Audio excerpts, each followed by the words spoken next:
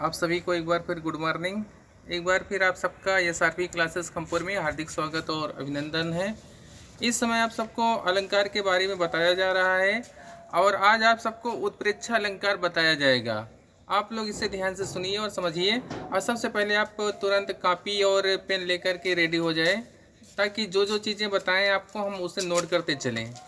तो आज उत्प्रेक्षा अलंकार के बारे में बताया जाएगा, आप लोग ध्यान से सुनिए। सबसे पहले उत्प्रेक्षा अलंकार की परिभाषा आपको बताई जा रही है कि उत्प्रेक्षा अलंकार किसे कहते हैं। तो उसके लिए आप लिखेंगे उत्प्रेक्षा अलंकार, उत्प्रेक्षा अलंकार की परिभाषा। अब ये चीज़ यहाँ पर ध्यान दीजिए, प्रश्न कैसे आता है पेपर में। अगर ये प्रश्न आएगा तो कैसे पूछा जाएगा,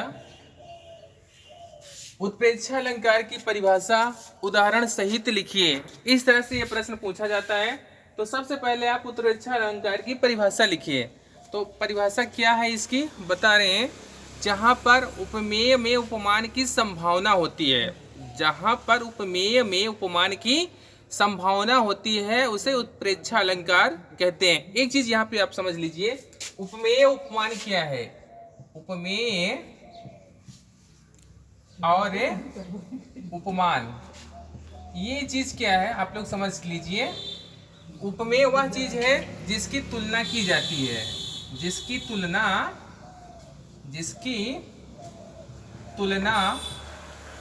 की जाती है उसे क्या बोला जाता है, उपमेय। ठीक है।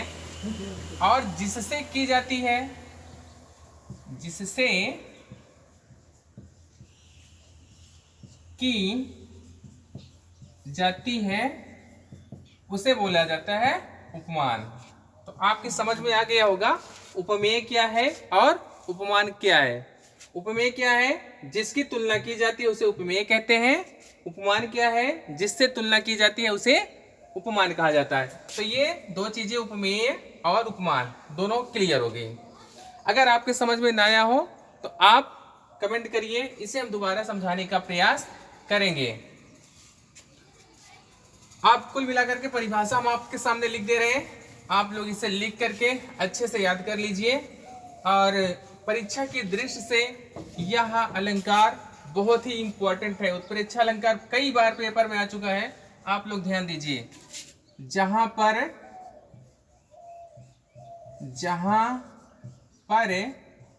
उपमेय में उपमान की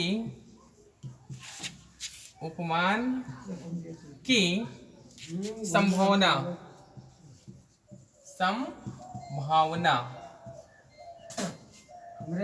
होती है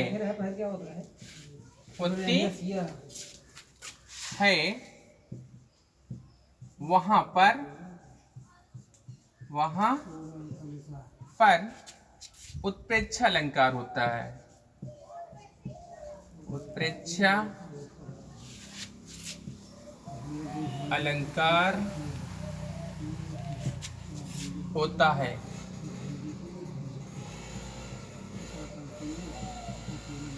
ये उत्प्रेक्षा अलंकार की परिभाषा है, जहां पर उपमेय में उपमान की संभावना होती है वहां पर उत्प्रेक्षा अलंकार होता है। ये तो हो गई उत्प्रेक्षा अलंकार की परिभाषा। अब इसका उदाहरण क्या है। उदाहरण के पहले हम आप सबको इसकी पहचान बता रहे हैं। पहचान आप याद कर लें, ये भी काफ़ी इम्पोर्टेंट है। अगर आप पहचान याद कर लेंगे तो उससे आपका एक फ़ायदा ये होगा कि अगर उदाहरण दिया है तो आप उस उदाहरण को आप देख करके ये तुरंत समझ लेंगे कि इसमें कौन सा अलंकार है। तो हम पहचान लिख रहे हैं, आप लोग ध्यान दीजिए। पहचान क्या है, पहचान। अब उत्प्रेक्षा अलंकार की पहचान क्या है, मन, मनो, मानो, मनहु। मनु, जनु, जनो, जानो, जनौ। ये शब्द हैं, ये ऐसे शब्द हैं जो इस अलंकार में ज्यादातर आते हैं। जो भी उदाहरण दिया रहेगा आपका, उस उदाहरण में ये 8 शब्द जो हैं ज्यादातर मान के चलिए कि ये शब्द उस उदाहरण में आएंगे। मनु, मनो, मानो, मनहु, जनु, जनो, जानो, जनौ। ये 8 शब्द आप अच्छे से याद कर लें। अगर ये 8 शब्द आप याद कर लेंगे तो जो भी उदाहरण दिया रहेगा, किसका उदाहरण? उत्प्रेक्षा अलंकार का। उस उदाहरण में ये 8 शब्द में से कोई ना कोई एक शब्द अवश्य रहता है। तो जैसे हम आपको उदाहरण दिखा रहे हैं, 2 उदाहरण हम आपको बता रहे हैं, 2 में से आपको जो एक याद हो पाएगा उसे याद कर लीजिए। उदाहरण नंबर 1, सोहत ओढ़े पीत पटु। सोहत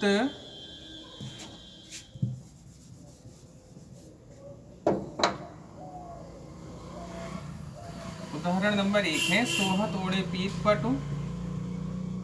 सोहत ओढ़े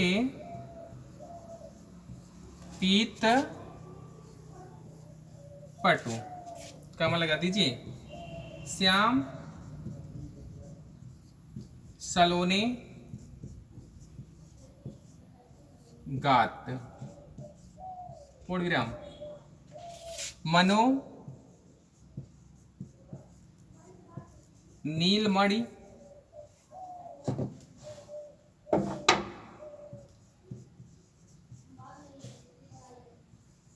सैल पर।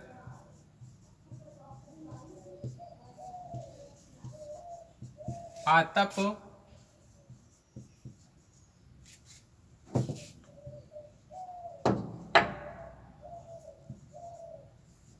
परियो प्रभात। ये आपका पहला उदाहरण है, सोहत ओढ़े पीत पट, श्याम सलोने गात, मनो नीलमणि शैल पर, आतप परियो प्रभात। आप इसमें ध्यान दीजिए, जो पहचान सूचक शब्द आपको बताया गया है इस उदाहरण में है कि नहीं है। मनु देखो,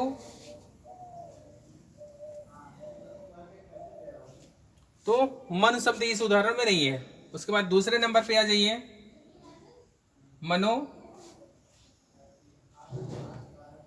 ये देखिए, यहाँ पे मनो है और यहाँ पे आपका मनो है। तो इससे आप एक पहचान लगा सकते हैं। अगर आपको ये उदाहरण याद, ये शब्द याद है, पहचान वाले शब्द याद है, तो आप उदाहरण को देख करके आसानी से समझ सकते हैं कि इस उदाहरण में कौन सा अलंकार होगा। मनो शब्द है तो मनो यहाँ मिल गया, तो आप तुरंत बता दीजिए कि ये उत्प्रेक्षा अलंकार का उदाहरण है। क्लियर? तो आप अगर पहचान याद किए हैं तो उदाहरण देख के तुरंत पता लगा सकते हैं कि इस उदाहरण में कौन सा अलंकार है। तो ये पहला उदाहरण है। अगर ये पहला उदाहरण आपको ना याद हो पाए तो हम दूसरा लिख रहे हैं, दूसरा याद कर लीजिएगा। अथवा, अथवा ये उदाहरण नंबर 2, धाये धाम काम सब त्यागी,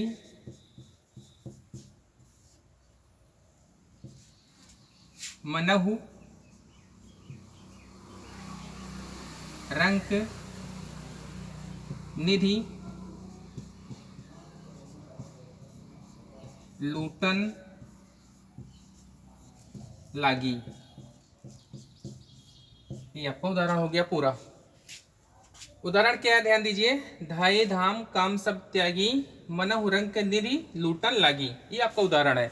अब एक चीज यहाँ पे ध्यान दीजिए, जो पहचान आपको बताया गया है वो उस पहचान सूचक शब्द में से कोई शब्द ऐसा है जो इस उदाहरण में है कि नहीं है।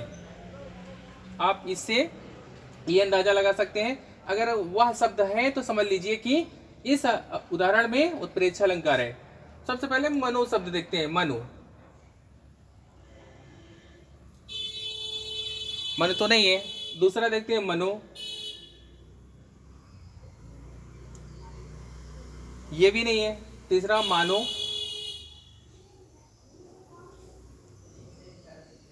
मानो भी नहीं है। चौथा देखते हैं मनहु, ये देखिए चौथा शब्द आपका मिला है मनहु। यहाँ पर मनहु और यहाँ पर भी मनहु, तो मनहु शब्द इसमें मिल गया। तो इसका मतलब ये है कि इस उदाहरण में उत्प्रेक्षा अलंकार है। क्लियर?